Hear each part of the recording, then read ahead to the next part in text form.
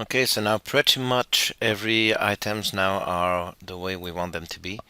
Um, all the rest, there are minor differences here, like for example buttons, but we always, Mikey, to be more precise, has already shown how to do that.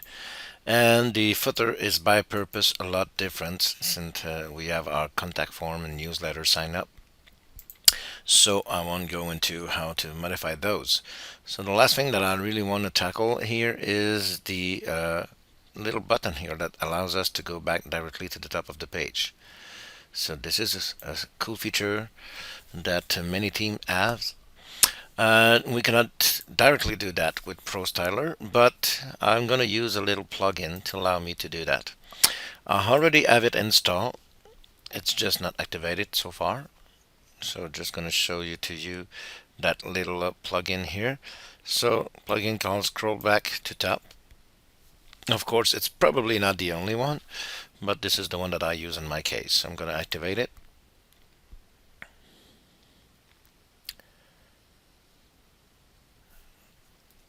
And now I'm going to go to see the different settings that we have. It's in the settings section.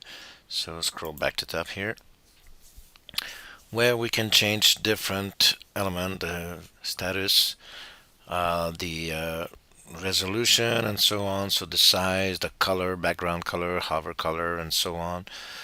We have the different icons that we can add to it, the size of them, and so on. So I have added a little bit of CSS as well to add the drop shadow. So just let me show you the final example.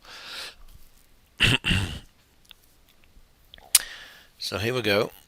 So this is my scroll to top button. Looks like it's a little bit off, but anyway, maybe I need to do a little bit of work.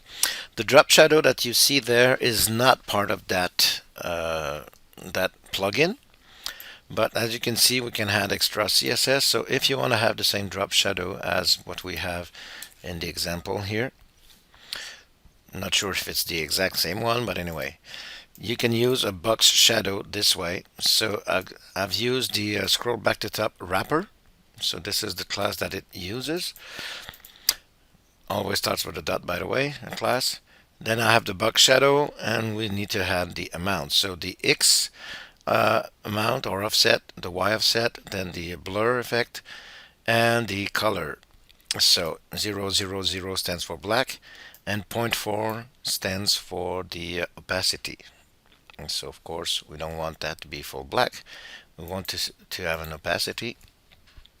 So it gives me that result over here. So hopefully this series has been helpful to you.